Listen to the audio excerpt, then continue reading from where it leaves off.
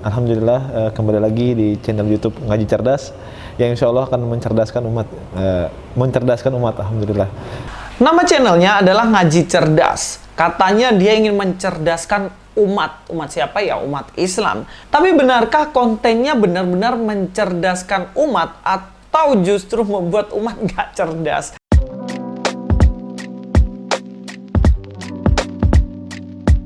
Assalamualaikum, selamat datang kembali di channel ini. Kali ini saya akan melanjutkan untuk membahas mu'alaf lagi guys. Tapi kali ini mu'alafnya pembahasannya sangat-sangat konyol dan siap-siap untuk ngakak sama-sama dengan apa yang dia katakan. Siapa dia? Dia adalah Adam Fatih. Nama aslinya saya nggak tahu, tapi dia namanya sekarang adalah Adam Fatih. Saya sudah pernah membahas dia di video sebelumnya, silahkan nonton di video yang ini. Dan di situ juga konyol banget. Katanya dia masuk ke agama Islam karena temennya. Ya biasalah seperti itu guys. Sebenarnya nggak masalah ya, mau temennya, mau siapapun itu yang jelas. Yang penting jangan jelek-jelekin Kristen, itu intinya. Tapi persoalannya seperti biasa, dia menjelekkan Kristen, sehingga saya wajib dan berhak untuk meluruskannya. Lalu apa yang dia katakan tentang kekristenan? Mari kita bahas. Baik, bismillahirrahmanirrahim. Assalamualaikum warahmatullahi wabarakatuh. Alhamdulillah kembali lagi di channel YouTube Ngaji Cerdas yang insya Allah akan mencerdaskan umat. Alhamdulillah. Nama channelnya adalah Ngaji Cerdas. Katanya dia ingin mencerdaskan umat. Umat siapa ya? Umat Islam. Tapi benarkah kontennya benar-benar mencerdaskan umat atau justru membuat umat nggak cerdas? Kalau menurut saya, channel Ngaji Cerdas ini sangat-sangat nggak cerdas guys. Apa buktinya? Mari kita langsung nonton videonya kembali. Saya karena gini ya, mualaf tuh karena saya berpikir dan satu-satunya agama yang dimana membuka jalan pemikiran itu hanya Islam. Dan beda ketika kita lihat di agama-agama lain, mohon maaf misalnya. Kalau dulu saya kan agamanya Kristen. Kristen itu justru malah mempersempit untuk berpikir. Misalnya gini, kalau kita bertanya kepada Kristen gitu kan ya. Kita menanya gini, kenapa Tuhannya tiga? Mereka kan bilang ya kalau Tuhan itu kan tiga dalam satu, satu dalam tiga, tiga-tiganya satu, satu-satunya tiga. Dan ini kan membuat jalan berpikir kan kok bingung, kok bisa tiga gitu, kenapa nggak empat? Dan kalau kita nanya empat, apa yang dijawab? Kamu kafir gitu, kamu domba yang tersesat, kamu belum beriman. Ya bagaimana kita mau berpikir kan gitu kan ya. Jadi kalau Kristen tuh punya prinsip, kalau kamu berpikir kamu mati. Begitu. Itulah yang saya ambil daripada agama Kristen. Masih percaya orang ini cerdas dengan mengatakan bahwa orang Kristen dan kekristenan itu prinsipnya bahwa jika berpikir maka mati. Bagaimana bisa masuk dalam channel Ngaji Cerdas sedangkan dia sendiri omongannya nggak cerdas guys. Kenapa nggak cerdas? Karena begini loh guys, di dalam Kristen tidak ada sama sekali prinsip yang mengatakan bahwa jika kita berpikir maka kita mati. Dan itu hanya omong kosong dan tipuan dari Adam Fatih. Di dalam kekristenan justru yang orang akan mati dan hukumannya adalah maut adalah mereka yang berdosa. Sebab upah dosa ialah maut. Tidak ada upah berpikir adalah maut. Kalau memang dalam kekristenan orang yang berpikir itu mati, berarti saat ini saya sedang mati. Because benarkah dilarang berpikir di dalam Kristen? Dan video ini saya buat untuk menjawab Adam Fatih. Ya kita tahu sendiri apa yang dia katakan tadi. Setidaknya ada 3 jawaban yang ingin saya sampaikan. Dan yang pertama, saya akan menjawab bahwa mati dalam Kristen adalah akibat dosa, bukan karena akibat berpikir. Langsung aja kita akan lihat dalam Roma pasal 6 ayat 23. Dikatakan, sebab upah dosa ialah maut. Perhatikan, upah dosa ialah maut. Maut ini apa sih guys? Maut itu ya mati gitu loh. Bukan upah berpikir adalah maut, tapi upah dosa. Semua orang yang berdosa, memiliki dosa itu pasti mendapatkan hukuman mati, yaitu maut. Kita tahu bahwa kematian ini yang diberikan hukuman ini kepada Adam dan Hawa. Mereka pada akhirnya mati. Kita pun sebagai manusia berdosa, kita juga pasti akan mati.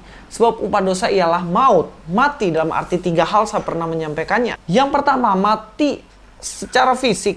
Kedua, mati secara rohani. Dan yang ketiga adalah mati kekal. Yang dimaksud di ayat ini mencakup ketiga hal ini. Tetapi tidak ada sama sekali ayat yang mengatakan bahwa kematian adalah akibat dari berpikir.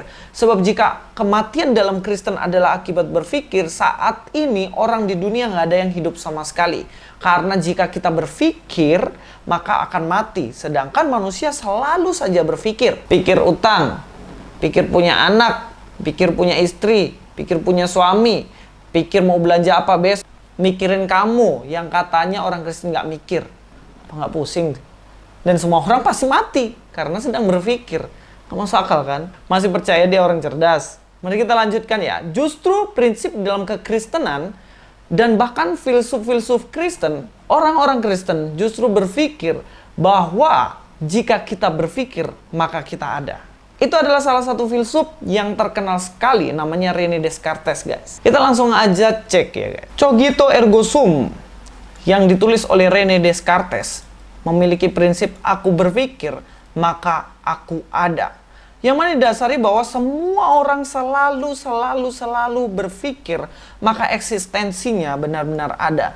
Saya rasa Adam Fati ini mungkin salah mengerti mengenai kalimat ini. Dipikir orang Kristen kalau berpikir maka dia akan mati. Padahal keliru. Ketika orang Kristen berpikir maka itu membuktikan dia masih eksis, masih ada. Soalnya kalau mati tubuhnya kan nggak mungkin berpikir. Sesimpel itu, guys. Kalau kita lihat videonya tadi, Adam Fati juga mengatakan bahwa yang mengajarkan berpikir hanya agama Islam. Agama yang lain nggak ada, termasuk Kristen. Ini benar-benar pembohongan publik. Kenapa? Sebab dalam Alkitab justru dikatakan supaya kita memuliakan Tuhan dengan apa yang kita pikirkan. Memuliakan dengan segenap akal budi kita. Mungkin Adam Fati di sini nggak pernah lihat ayat ini. Gimana mau lihat ayat ini? Orang Kristennya aja abal-abal. Begitu masuk Islam, baru dia belajar Alkitab. Kan aneh. Dari Kristen dong belajar Alkitab. Begitu masuk Islam, oh baru bisa bicara. Tapi keliru semua. Kita lanjut cek. Yang kedua yang kita akan bahas adalah memuliakan Tuhan dengan akal budi. Memuliakan Tuhan dengan akal budi. Perhatikan di sini. Apa yang dimaksud dengan memuliakan Tuhan dengan akal budi? Matius 22 ayat 37-38. Jawab Yesus kepadanya, kasihilah Tuhan Allahmu. Yang harus dikasihi siapa? Tuhan Allah. Dikasihi dengan segenap hati, dengan segenap jiwamu, dan dengan segenap akal budimu. Perhatikan. Dengan segenap apa? Dengan segenap akal budimu. Itulah hukum yang terutama dan yang pertama. Justru kalau Mas Adam Fati ini belajar baik-baik Alkitab, ada hukum yang paling utama dalam kekristenan, yaitu berpikir. Bukan mati kalau berpikir. Akal budi yang artinya kita menggunakan segenap akal budi kita untuk memuliakan Tuhan. Segenap kepandaian kita untuk memuliakan Tuhan. Jadi nggak heran banyak tokoh-tokoh Kristen yang pandai sebenarnya. Tidak seperti klaim-klaim penemu ini adalah kaum saya. Padahal enggak. Padahal yang penemunya kebanyakan dari orang Kristen. Ya sorry ya kalau agak-agak membanggakan diri. Sebab daripada diklaim-klaim nggak jelas sama orang yang sembarangan padahal ngawur. Mari kita akan lihat fakta yang menunjukkan bahwa di dalam kekristenan, orang Kristen, penganut kekristenan, percaya kepada Yesus, justru banyak orang-orang yang pintar. Ya dengan pedenya saya bisa mengatakan penemu teknologi, ya kebanyakan orang Kristen.